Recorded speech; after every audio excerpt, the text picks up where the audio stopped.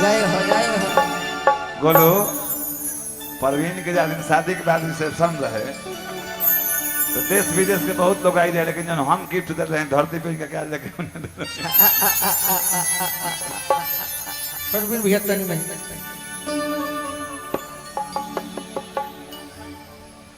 थोड़ा सा शांति बनाकर सुनेगा। एक गीत बस सुनाएंगे, फिर बबीता जी के गीत हुई, परवीन जी के भी एगो गीत हुई, टिंकू भैया के भी एगो हो जाई। अच्छा लगी बबीता जी के देखो बुलाते एगो देश के जवान के शरीर में गोली लाग गई बा। गोली लगला के बाद उनकर जो मित्र बारे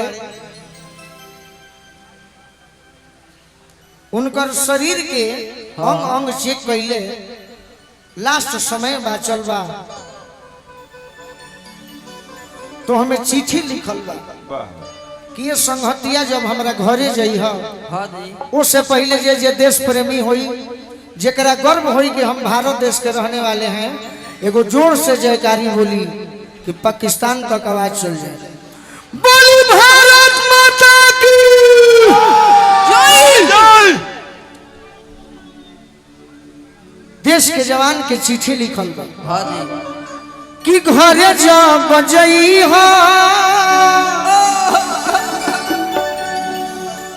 अरे माई से बतइह। देश के जवान के मृत्यु हो चुकल, चिट्ठी लिखले बड़े कि ये दोस्त जब हमारा घरे जइह तो एगो हमारे परिवार तक संदेश पहुंचा और पीछे आ जाए कि घरे जब जइह अरे माई से बतइह बेटा के अपना भुला दी है।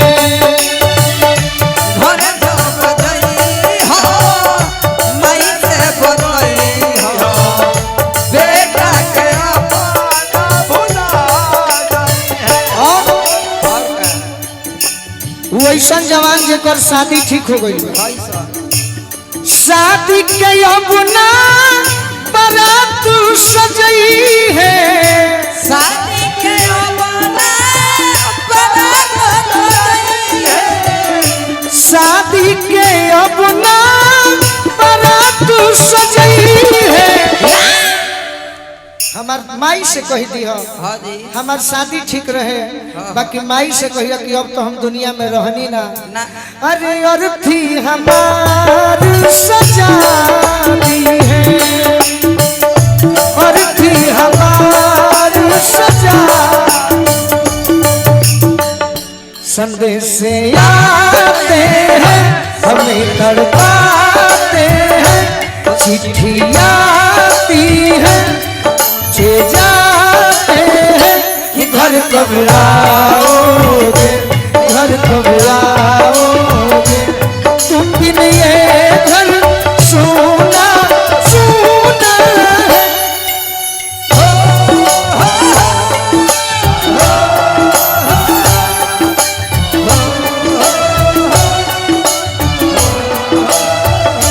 बेटा के अपना भूला दी है।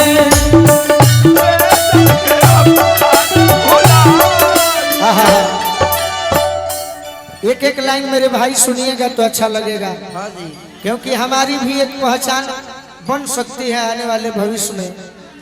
केहू के बेटा होला तो चाहे कि बेटा हमारे पढ़ लिख के डॉक्टर इंजीनियर बने, हम भोजपुरी गीत गावत नहीं तो यह न चाहब कि हमारो गीत से इतिहास बने।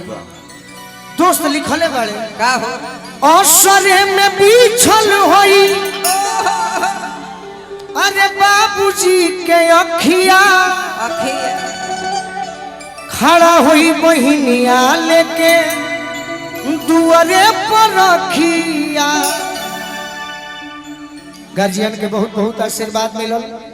असरे में बिछल होई बाबूजी के अखिया खड़ा हुई बहिनिया लेके दुआरे पर रखिया, खड़ा होई बहिनिया लेके दुआरे पर रखिया, खड़ा होई बहिनिया लेके दुआरे पर रखिया।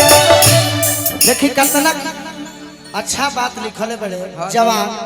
अच्छा लाइन लगी तो ताली बजाई सभे कि ये कहीं निहोरा,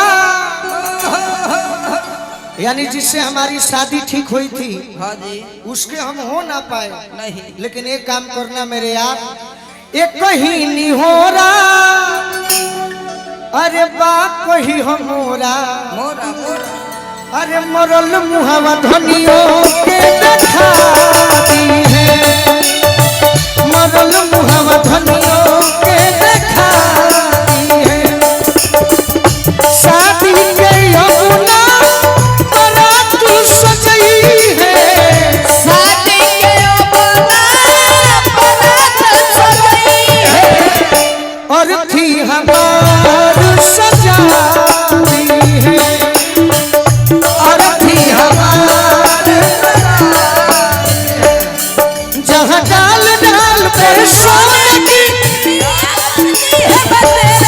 ओ भारत देश है मेरा, ओ भारत देश है मेरा, ओ भारत देश है मेरा, ओ भारत देश है मेरा। मरल मुहावा धनियों के देखाती है, बेटा के अमर भुलाती है।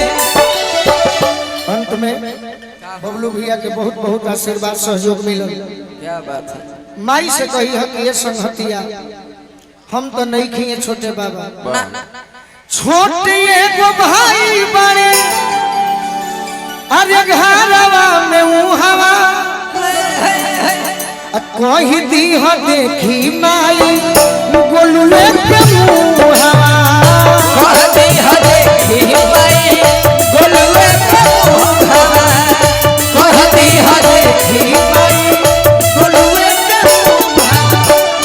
छोटे एगो भाई बड़े घरवा में उहवा कही दी हो देखी माई गोलुए के मुहवा। कहती है देखी माई गोलुए के मुहावा, कहती है देखी माई गोलुए के मुहावा। दिलवा के अंदर से जखमी जितेंद्र के क्या बात है भेट दिलवा के अंदर से जखमी जितेंद्र के अरे नमवा हुआ जैसे मिटा दी है।